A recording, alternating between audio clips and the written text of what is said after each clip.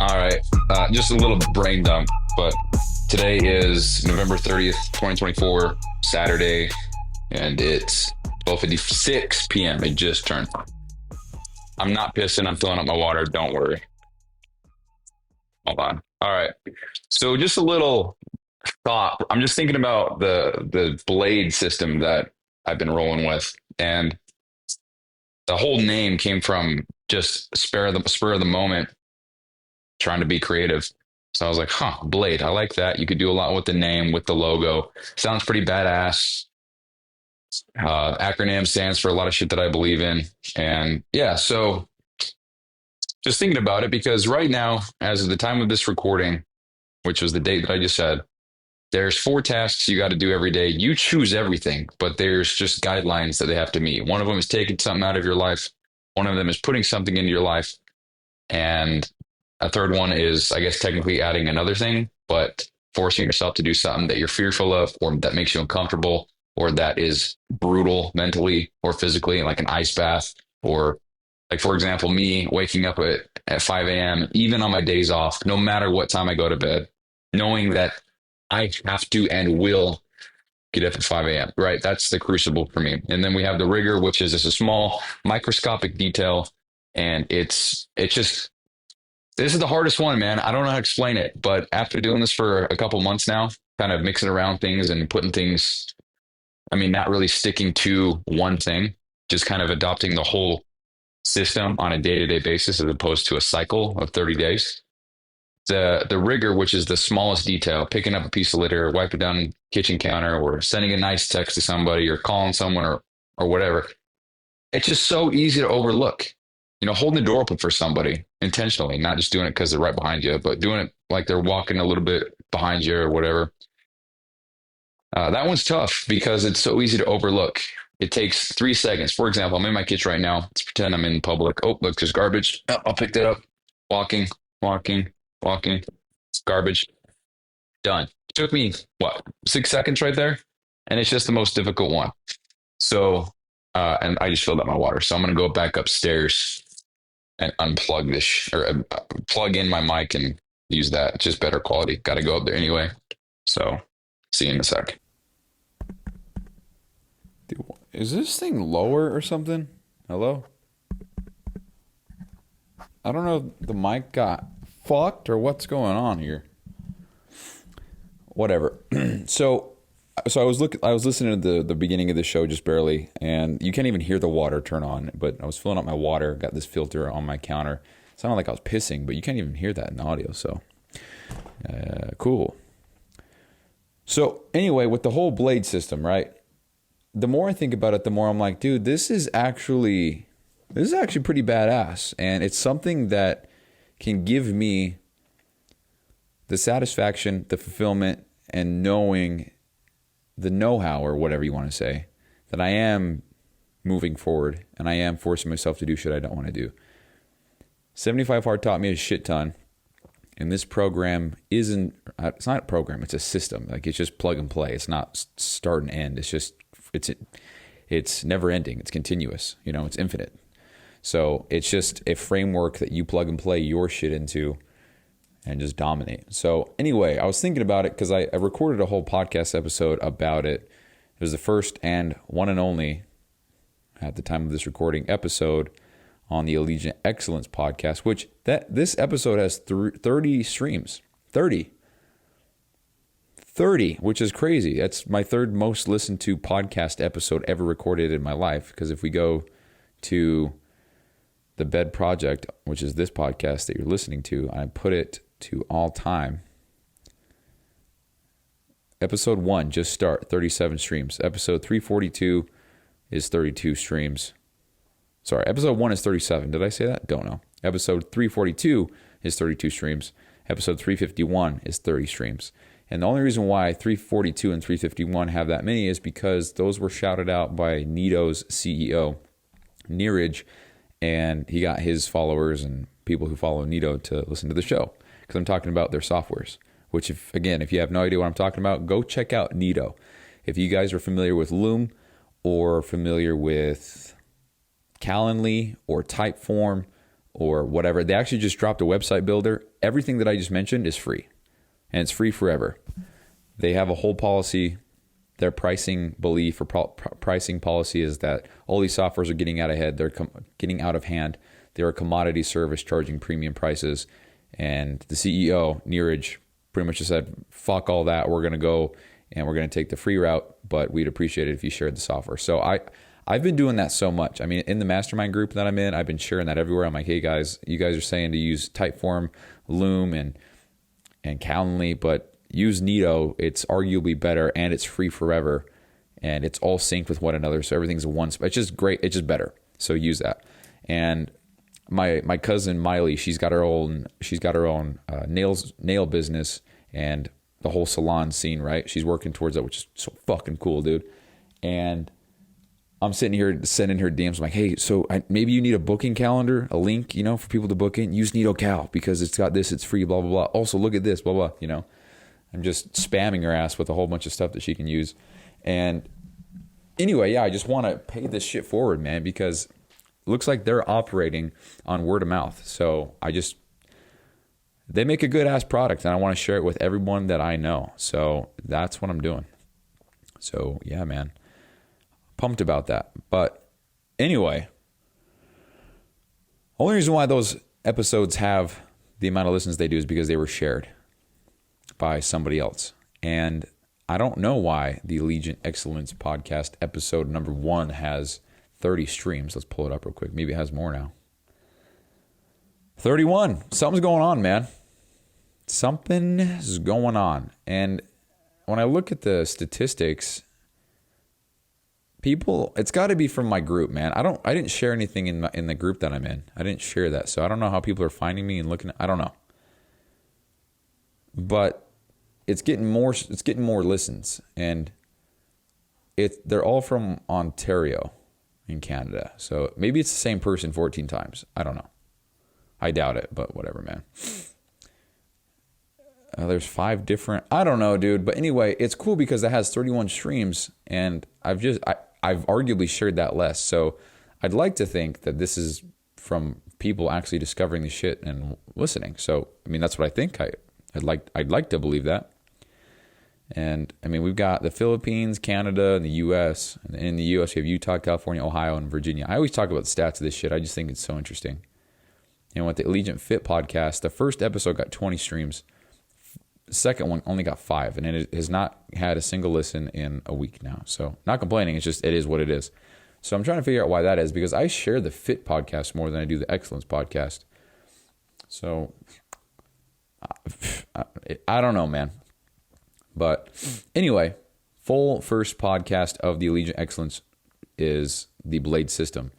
And I recorded that all because I thought I had everything figured out. And the more I think about it, the more I'm like, dude, some things have to be changed. Some rules got to be different. And here's the reason. So previously, it was you pick one of those 4 tasks that I talked about earlier.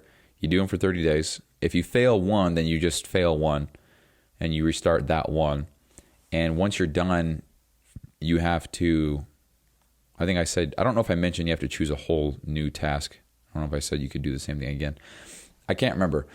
But I'm thinking more and more about it. And the more that I put thought into the whole system and how it is beneficial and why it's beneficial, I think a big reason why this system works, and I mean, I've only been using it for a few months now, like 2 months. Actually using it 2 months, and then for real, actually doing a full 30-day cycle of it. I'm on the first 4 days right now, so I forgot to cross the number out yesterday. That's done.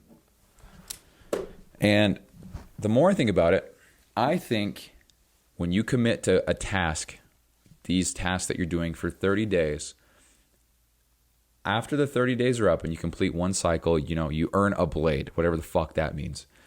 And then you got to restart and choose 3 different tasks. Now, the reason why I think it's mandatory that you change your tasks, I mean, you don't have to stop. For example, if I'm learning Italian for 30 days straight, I don't have to stop learning Italian, but I have to put something else into my life. So, yeah, and for example, if it's like, if you're already a reader, but you're going to force yourself to read 20 pages a day, then that's one thing. So maybe you, after the 30 days are up, you go back to just your 5 to 10 you normally do, and then you add in something else. So the goal here is not to add, a dozen different things in per year, and by the end of the year, your whole day is just a whole bunch of shit. The idea is to commit to doing something, see the task through for 30 days straight, and take note of where your life was before you started that and then where it is after. And because 30 days consistently, that's a pretty good chunk of time. If it's consistent, to see some results in the thing that you're doing, not necessarily the gym or anything like that, but because you need more than just 30 days to be seeing anything that's crazy. But if you spend 30 days straight doing 30 minutes per day of learning a language or studying a specific skill or learning how to code or whatever it is, 30 days, man, 30 times in a row, you're going to be a lot better at it. And that, plus having to do something else, I mean, that's for the oath, right? That's adding something in your life. If for the thing that you're taking out of your life, if it was, we'll just say caffeine, 30 days straight with no caffeine, you might not even want to have caffeine after that because you're like, dude, I've done this for 30 days straight. I don't really want to add that back in. My streak would go to shit. I don't want to end that. And then you have things like the crucible, which is the really hard thing. Now, of course, it's a hard thing and it's brutal. That's the point of the task. It's supposed to be hard. But if you're doing this for 30 days straight, by day 30, there should be some level of familiarity with that specific task to where you don't want to change to something else because you're kind of in the rhythm with the thing that you're doing. So if it's a cold shower or something like that, you might not even want to change that because the next hard thing that you choose might actually be much, much harder than the cold shower because you're so accustomed to it, you're familiar with it, you know that you can do it. You've kind of broken that belief that you couldn't do it or it's too hard or whatever, and you did it for 30 days straight. So then having to pick something else and go at it for 30 days, that presents a whole nother level of, okay, real quick, side note. I've always wondered, nother. Is that a word? A whole nother thing? I've always said nother. Let's get to the bottom of this. Is it whole other or is it whole nother? And what is nother? Technically, it's a whole other, but people often say nother because of how speech patterns naturally shift. Nother isn't a real word. It's splitting of another, a process called TMESIS, temesis. It's informal but widely understood. Stick with the whole other in formal writing, but whole nother is fine conversationally. All right, now you know. It's not nother, it's other. I feel like I knew that, but I've always heard people say nother. But anyway, it adds a whole other level of difficulty and growth. Because as I was talking about a few episodes ago, when I'm not stressed and not overwhelmed and not discouraged, when I'm not those things, I know that I'm not really growing. I'm not really leveling up and progressing. And I don't think that's 100% true. I do think that growth and the progression and all that stuff doesn't have to come from being discouraged and the discomfort and the overwhelm and the stress. I do think it plays a huge role in that. But when for example, you guys heard it live 3 days ago, yesterday, I don't know. But I was recording the show and then I was like, oh my fuck, I still have to do a role play.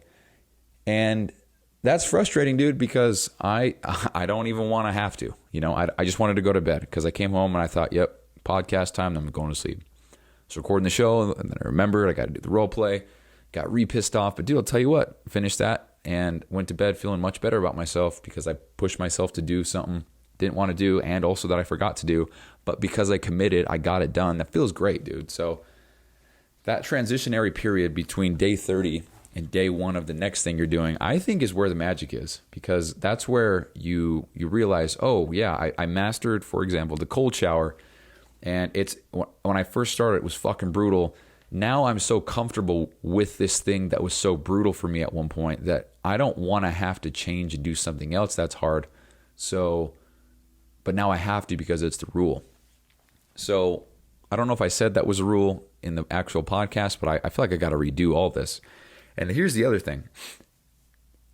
in the other show, I talked about how each task is independent of itself, which I guess is said the same thing twice. So independent of itself. They're independent tasks. They don't, if you fail one, then you fail that one. You don't fail the whole 30-day blade cycle. But I was thinking about this, and I think that it should be, you fail one, you fail the whole thing, you got to restart. Not only does it keep it in sync for the 30 days, and then you'll complete everything on the same day, but it forces you to think about things different. So if I'm doing an ice bath, and let's say that I did, let me think about this. Let's say that my oath is, I don't know. Think about it this way. If I'm doing ice baths for my crucible and I get to the end of the night and I'm sorry guys. Rewind. I got all 4 tasks picked out. One of them is an ice bath. Let's say that I do the ice bath and it's fucking brutal. I hate it. I'm on day 14. I'm 14 days straight with all my tasks done. I'm laying in bed and then I think, oh shit, dude, I didn't do the small detail thing today. What do I do? Rather than being like, oh, well, I guess I'll just restart that. It forces you to then get up and do that thing so you don't fail the whole thing, the whole cycle. Because how shitty would it be how shitty of a feeling is it that you did 30 days or 25 days in a row of a cold ass ice bath and you have to do it all over again because you didn't pick up a piece of trash on your way into work in the morning, That would suck because you let the small, tiny little detail screw up your progress of the thing that is the hardest thing for you, And vice versa with every other task. So maybe you hate learning the skill or whatever that you're doing that you committed to. I don't know. I actually don't have any good examples right now. But the idea is that one will bring the whole thing down. So you have to have the commitment for all 4 simultaneously. Otherwise, you got to restart the whole thing. And I don't think I talked about that either. And I was thinking more about ranks and progression and all that shit. Just kind of like as personal achievement. Because I like that stuff. If I can have, I'm on rank 1, I'm on rank 2. That's just the Call of Duty in me, man. When Black Ops 1 came out and they had the prestige emblems, 1 through 15, dude, it was, never mind the whole game. I just wanted that logo next to my name, the prestige emblem, to show everybody that I had no life and I'm better than them and I was greater and I played the game more. And that's really, I'm not even lying, dude. Me and my childhood best friend, Khaled, rest in peace, brother. We battled back and forth so hard on Black Ops 1. I think he was able to play video games more than me. So I would log on and see that he was 3 levels more than me. I was like, fuck this guy, dude. And so I'd play a little bit, get higher than him.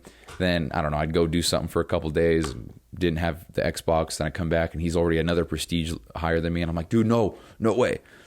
And then it was just the whole emblem and the ranking and the, holy shit, yeah, he's been doing this for a while. 15th prestige. And if you're a casual listener or, you don't play video games or don't even have any reference to any idea to what I'm talking about as far as Call of Duty and prestiging goes, it's like,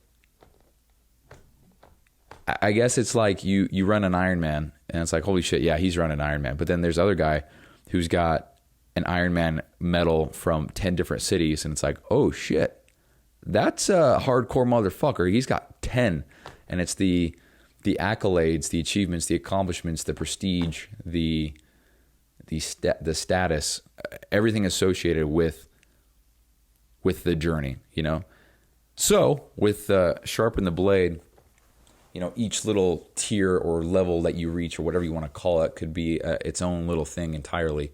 And that shit gets me hyped up because not only is it a way to show and get status, but if 1,000 people are doing this, then within that group of 1,000 people, we're all going to recognize one another and know what each emblem or rank means and what we've had to go through to get there. And that's a whole other thing. You build the community, you build the camaraderie, you build the relationships, you build the respect for one another, all that stuff, man. So I just get real hyped about this stuff because I think it's so fucking cool. So I was like, how can I make this kind of a tiered system? And so it would be cool if it all fit within a year, and it just so happens that we have 365 days for some fucking reason, dude, in a year. And it's not some even number like 400, 365. So at least it's divisible by 5, but whatever. Anyway, I'm wondering if I were to make it into a system like this. So obviously if it's 30 days long, you do 12 of those, that's 360 days.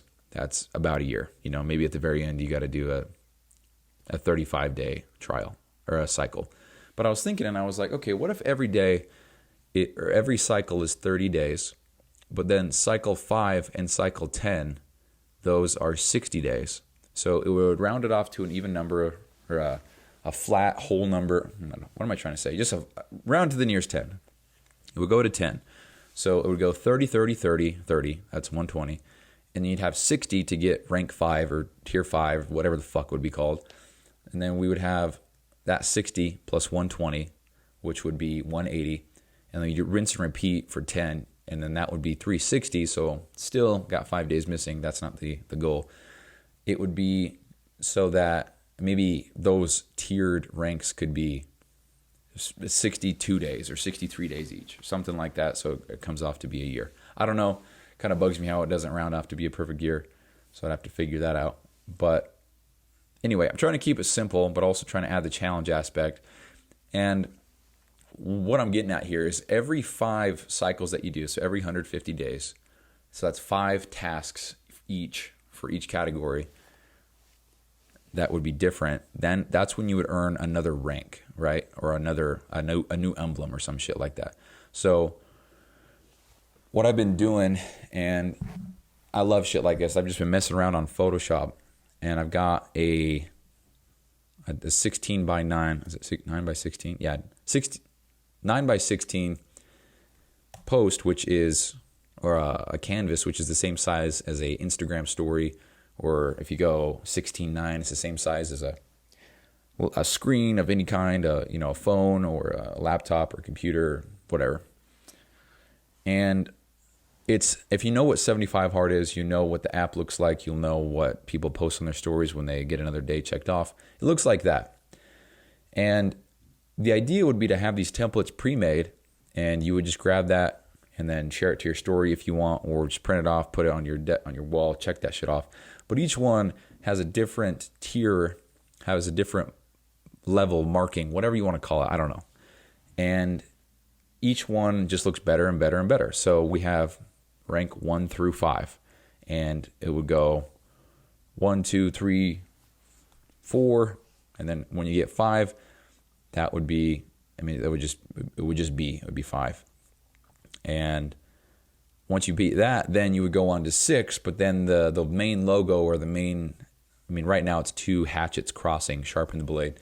Maybe that you get a cool little, I don't know, some kind of embossed or outlined or some kind of metallic outline of the logo or whatever. If you guys know what I'm talking about with Call of Duty and prestiging, you know exactly what I'm talking about. But an insignia, an emblem, the accolades, the progression. Think about military ranks, You start off with 1 line, and then 2 lines, and then 3 lines, and then 4 lines. You have a star, and then it's a bird, then it's another thing, So that's the whole idea behind all this. Just kind of a progression and a ranking system, but in a way that allows you to present that on a social media post or whatever, to be like, hey, yeah, I'm a hardcore motherfucker. I'm on Blade 4 right now, and I'm kicking ass. And it's cool, man, because everything is self-regulating in this whole system. Nobody's gonna know and or care about what you did or didn't do. It's all up to you. Meaning, if you write the 4 tasks that you're gonna do, but you don't do them, but you say you did them, everyone's gonna think that you did them, and they're gonna be like, "Oh, congrats, man, that's awesome." But you're gonna know in your heart that you're a fraud and you didn't do the things that you said you were gonna do, and you didn't, and you're a fucking liar. And so it's self-regulating.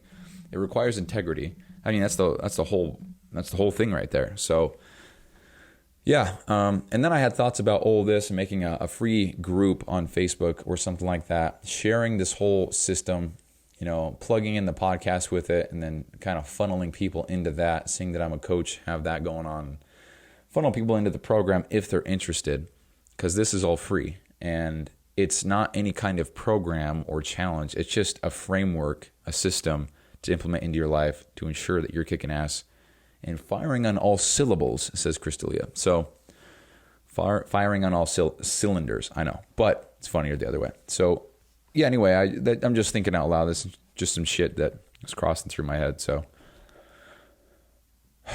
yeah, man, I don't know what else to say about all this, but as far as the day goes, it's Saturday, so I woke up at 5, and pretty nice waking up earlier, even though I am tired as shit, because I just had so much more time. Forcing myself to wake up like that, as opposed to, I'll wake up at 6:30. I'm going to sleep in. I didn't sleep well. I'm going to go sleep till then.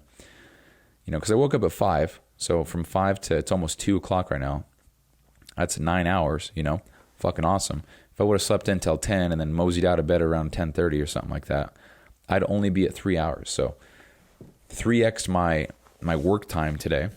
And so today also what I was looking at was making my calendar much more practical and much more of a to-do list, a recurring to-do list, because I'm huge with the lists and being able to see what I need to get done for the day as opposed to the time slots that they're on my calendar. So everything's still on my calendar, but I put time slots. And if you use Google Calendar, then you'll know that there's a task system that's part of it. It's integrated with Calendar. So it's another tab completely, or another button. So I'm on the calendar view. I can see everything, what time it's happening. Then I can go to the task view. And right now, I have 3 lists. A daily non-negotiables list. And it's got everything that I need to get done today. And then I've got a weekly content creation list. This is due weekly. So everything on this list, as long as I get it done by Saturday at midnight, I'm good. And then I have another list, it's just for podcasts and for Gamma, which is another software that I've been using to create content, professional content very quickly. So that's that. And I'm just, when I put it all in here and I'm able to see what things are, when they're due, and how long I have to do them, for me, that's much better for me.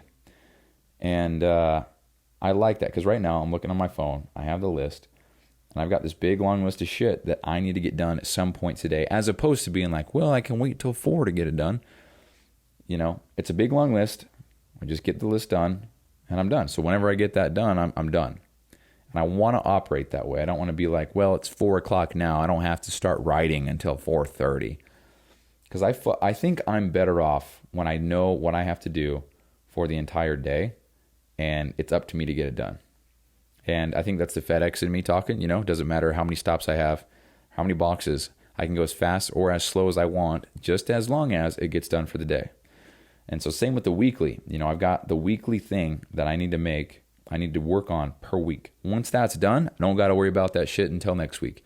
I could get a head start if I wanted to or work on that. But as far as staying on track and doing the non-negotiables, it's fucking awesome. So that's what I'm doing.